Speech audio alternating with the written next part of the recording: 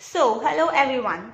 In the previous video, we have seen what are definitions of psychology. कि psychology की definitions क्या क्या थी जो different philosophers और different psychologists ने दी थी और क्या आज proper definition psychology की है जो हमने previous video में पढ़ा था.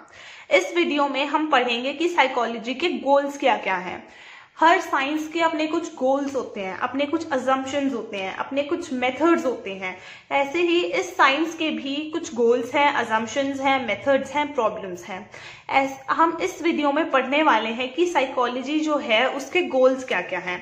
तो जो साइकोलॉजी है उसके 4 गोल्स हैं, दैट इज डिस्क्रिप्शन, फिर एक्सप्लेनेशन, फिर प्रिडिक्शन एंड फिर उसके बाद है control and influence.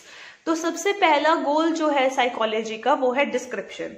Only describing not explaining. Example, Maslow has given hierarchy of needs, Murray has given taxonomy of 20 needs. Description में हम सिर्फ डिस्क्राइब करते हैं, एक्सप्लेन नहीं करते. यानी कि पूरी तरीके से एक्सप्लेन ना करके सिर्फ उसको डिस्क्राइब कर देना. जैसे मैस्लो ने सिर्फ हायरार्की दी नीड्स की, तो वो हमने डिस्क्राइब नहीं करा कि उसकी क्या हायरार्की थी, नीड क्या क्या होता है या फिर कैसे होता है. सिर्फ हमने एक तरह से डिस्क्राइब कर दिया कि उसने अपनी हायरार्की दी नीड्स की, बस. जैसे मूरे ने 20 नीड्स की एक टेक्सोनॉमी दी, तो हमने बता दिया कि वो 20 नीड्स क्या थी और उसने ऐसे अपनी 20 नीड्स की एक टेक्सोनॉमी दी, ना कि हमने पूरी तरीके से उसको एक्सप्लेन किया, पूरी तरीके से उसके बारे में बताया. ठीक है, तो डिस्क्रिप्शन इज कि वी जस्ट डिस्क्राइब, हमने सिर्फ डिस्क्राइब करा प्रॉपर तरीके से उसको एक्सप्लेन ना करके. ठीक है, अभी समझ आ जाएगा कि डिफरेंस क्या होता है डिस्क्रिप्शन एक्सप्लेनेशन में जब हम सारे इन गोल्स को एक ही एग्जाम्पल के थ्रू देखेंगे. तो फिर उसके बाद सेकंड गोल आता है एक्सप्लेनेशन. एक्सप्लेनेशन में क्या कि हमने प्रिसाइसली और क्लियरली एक्सप्लेन किया किसी चीज को, यानी कि हमने प्रॉपर तरीके से किसी चीज को एक्सप्लेन किया है, उसके कॉजेज के साथ, उसके इफेक्ट्स के साथ. ठीक है, प्रॉपर तरीके से एक्सप्लेन किया. जैसे स्किनर ने बताया, Skinner uses reinforcement as an explanation for learning. जैसे स्किनर ने अपना कॉन्सेप्ट एक्सप्लेन किया लर्निंग का और उसने बताया कि लर्निंग जो होती है उसका कॉज क्या होता है, रीएनफोर्समेंट, पॉजिटिव रीएनफोर्समेंट और पॉजिटिव रिगार्ड.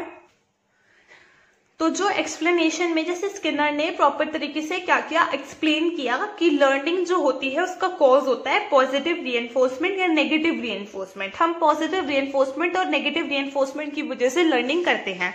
तो कॉजेज एंड इफेक्ट्स का रिलेशनशिप जो है वो अच्छी तरीके से बताया. तो जो स्किनर है उसने बताया कि पॉजिटिव और नेगेटिव रीएनफोर्समेंट जो होता है उसकी वजह से लर्निंग होती है. तो लर्निंग तो जो हुआ वो इफेक्ट हुआ, और लर्निंग का कॉज क्या हुआ, उसका पॉजिटिव और नेगेटिव रीएनफोर्समेंट. तो कॉज क्या हुआ हमारा, पॉजिटिव एंड नेगेटिव रीएनफोर्समेंट, और इफेक्ट क्या हुआ, लर्निंग. तो लर्निंग जो है वो इफेक्ट है और कॉज क्या है, पॉजिटिव और नेगेटिव रीएनफोर्समेंट है. तो जो एक्सप्लेनेशन है उसमें हम प्रॉपर तरीके से एक्सप्लेन करते हैं किसी चीज को, विद प्रिसाइसली क्लियरली किसी चीज को एक्सप्लेन करते हैं, उसके प्रॉपर तरीके से उसके कॉजेज बता के, उसके इफेक्ट्स बता के कि ये चीज इस वजह से हो रही है या फिर ये चीज इस कारण हो रही है. तो वो एक्सप्लेनेशन हुआ. ठीक है, फिर 4th गोल है प्रिडिक्शन. प्रिडिक्शन में क्या करना कि predict something to happen. Psychology में ना हम लोग प्रिडिक्ट करते हैं, जैसे हम किसी का बिहेवियर भी प्रिडिक्ट कर सकते हैं. जैसे फॉर एग्जांपल कोई इंसान किसी से लड़के आया है तो हम प्रिडिक्ट कर सकते हैं कि ये घर जाके भी ना ऐसे ही लड़ेगा सबसे, और ये ऐसे ही सबसे उल्टी सीधी तरह बात करेगा, ये खाना नहीं खाएगा और सब पे अपना ऐसे गुस्सा उतारेगा. तो यानी कि हम साइकोलॉजी में किसी के बिहेवियर को भी प्रिडिक्ट कर सकते हैं. जैसे for example, Yerkes Dodson law predicts that optimum level of arousal is needed for better performance.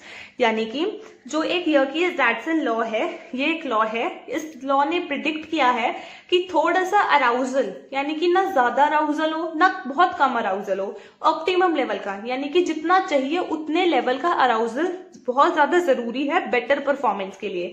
यानी कि अच्छी परफॉर्मेंस के लिए, जिससे हम अच्छा परफॉर्म करें, उसके लिए हमें थोड़ा अराउजल जरूरी है. जैसे फॉर एग्जांपल अगर हम पेपर में टेंशन ज्यादा लेते हैं तो भी हमारा पेपर खराब हो जाएगा, और अगर हम बिल्कुल भी टेंशन नहीं लेंगे, बिल्कुल ही टेंशन फ्री होके जाएंगे, बिल्कुल भी इस वजह से हम कॉन्सेंट्रेट ही नहीं करेंगे, तो भी पेपर ज्यादा अच्छा नहीं जाएगा. तो इसीलिए ना ज्यादा होना चाहिए अराउजल, ना बहुत कम होना चाहिए, बिल्कुल ऑप्टिमम लेवल का जितना चाहिए उतने लेवल का अराउजल होना चाहिए.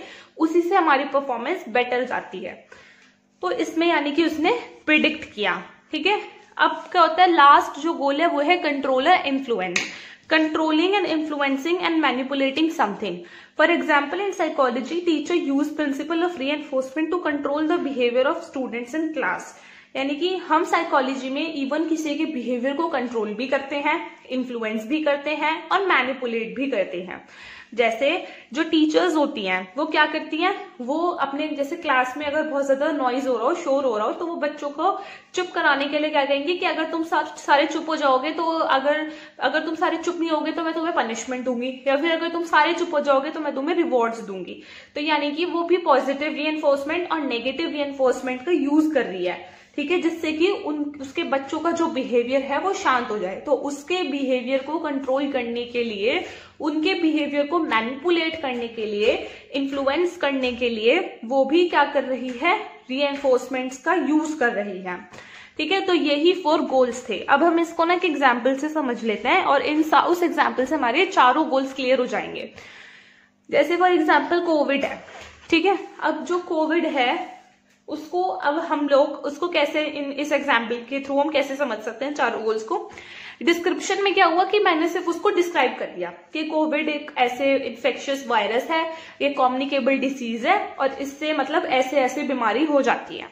तो ये क्या हुआ, सिर्फ डिस्क्राइब कर दिया, मैंने उसको प्रॉपर तरीके से कुछ एक्सप्लेन नहीं किया कि उसके ये कॉजेज हैं, ये इफेक्ट्स हैं, वहां से आया है, ऐसे हो जाएगा, मतलब प्रॉपर तरीके से एक्सप्लेन नहीं करके सिर्फ उसको एक तरह से डिस्क्राइब कर दिया कि क्या चीज है, ठीक है। समझ रहे हो कि क्या डिफरेंस है। एक्सप्लेनेशन में पूरी तरीके से मैं एक्सप्लेन करूंगी कि इस चीज के ये कॉज है, इस वजह से होता है, ये इफेक्ट्स हैं, अगर हो गया तो ये इफेक्ट्स आएंगे, ठीक है। तो उसमें मैंने क्या करा, प्रॉपर तरीके से एक्सप्लेन कर दिया, हर चीज के साथ प्रिसाइसली और क्लियरली एक्सप्लेन करना। और डिस्क्रिप्शन में सिर्फ मैंने डिस्क्राइब कर दिया, प्रॉपर तरीके से एक्सप्लेन ना करके सिर्फ डिस्क्राइब कर दिया कि ये चीज है, ठीक है। एक्सप्लेनेशन में वही चीज कि मैंने बताया कि ये इस वजह से हो जाएगा, अगर हम किसी ऐसे इंसान के कांटेक्ट में आ जाएं जिसको हो रहा है तो हमें हो जाएगा, ठीक है। और इसके क्या इफेक्ट्स होंगे कि हम बीमार हो जाएंगे, हमें हेडेक हो जाएगा, या फिर हम मतलब हमें बहुत ज्यादा हमें सफर करना पड़ सकता है, तो इसके आफ्टर इफेक्ट्स होंगे। तो मतलब एक्सप्लेनेशन में मैं प्रॉपर तरीके से उसको एक्सप्लेन कर रही हूँ विद उसके कॉजेज के साथ और उसके इफेक्ट्स के साथ, ठीक है। डिस्क्रिप्शन में क्या किया, सिर्फ डिस्क्राइब कर दिया कि ये क्या चीज है, ये सिर्फ कम्युनिकेबल डिसीज है। अब जब प्रिडिक्शन में क्या होता है कि अब मैं प्रिडिक्ट कर सकती हूँ कि अगर उस बंदे को कोविड है तो अगर वो किसी एक ऐसे इंसान के कांटेक्ट में जाएगा जिसको नहीं है तो वो उसे भी कर देगा, ठीक है। तो क्या हुआ, मैं प्रिडिक्ट कर सकती हूँ, या फिर मैंने प्रिडिक्ट किया कि उसको कोविड हो गया, तो अब मैंने प्रिडिक्ट किया कि अब उसको ये सारे सिम्टम्स होंगे जो कि बाकी अदर लोगों को भी होते हैं जिनको होता है। तो प्रिडिक्शन में क्या कि तुम प्रिडिक्ट करते हो कि कोई चीज हैपन होगी, ठीक है, तुम प्रिडिक्ट करते हो कि ये चीज हो सकती है। तो साइकोलॉजी में हम प्रिडिक्शंस करते हैं। फिर होता है कंट्रोलर इन्फ्लुएंस।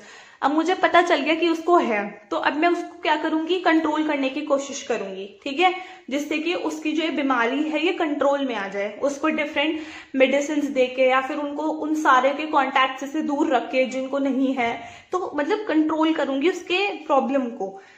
तो यही चीज है कि साइकोलॉजी में हम लोग डिस्क्राइब भी करते हैं, डिस्क्रिप्शन यानी कि हम डिस्क्राइब करते हैं कि एक्चुअल में क्या है, मतलब प्रॉपर तरीके से एक्सप्लेन ना करके सिर्फ डिस्क्राइब कर दिया। जैसे कि मैस्लो ने हायरार्की दी, मुरे ने नीड्स की टेक्सोनॉमी दी, तो सिर्फ डिस्क्राइब कर दिया, प्रॉपर एक्सप्लेन नहीं करा कि क्या क्या है।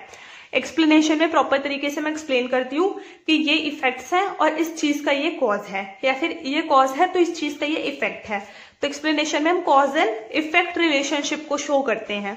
और प्रिडिक्शन में क्या कि हम प्रिडिक्ट कर सकते हैं किसी के बिहेवियर को, कि मतलब वही चीज कि मैं कुछ भी प्रिडिक्ट कर सकती हूँ कि अगर वो बेटर परफॉर्मेंस उसकी हो सकती है अगर वो बार बार प्रैक्टिस करेगा, तो यानी कि मैंने प्रिडिक्ट किया, ठीक है। कंट्रोल और इन्फ्लुएंस में मैं किसी के बिहेवियर को मैनिपुलेट कर सकती हूँ, कंट्रोल कर सकती हूँ और इन्फ्लुएंस कर सकती हूँ, ठीक है। वैसे तो ह्यूमन बिहेवियर को कंट्रोल करना बहुत मुश्किल है क्योंकि ह्यूमन बिहेवियर काफी कॉम्प्लेक्स है, वो दर बदर बदलता रहता है, लेकिन फिर भी हम कुछ एक्सटेंट तक हम उसको कंट्रोल कर सकते हैं, उसको इन्फ्लुएंस कर सकते हैं, उसको मैनिपुलेट कर सकते हैं।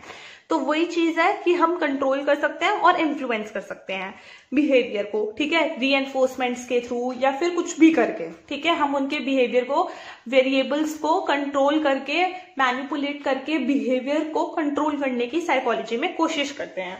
So thank you. That's all for the today's video. In this video, we have seen the goals of psychology. In the next video, we'll see what are the assumptions which are shared by the psychology.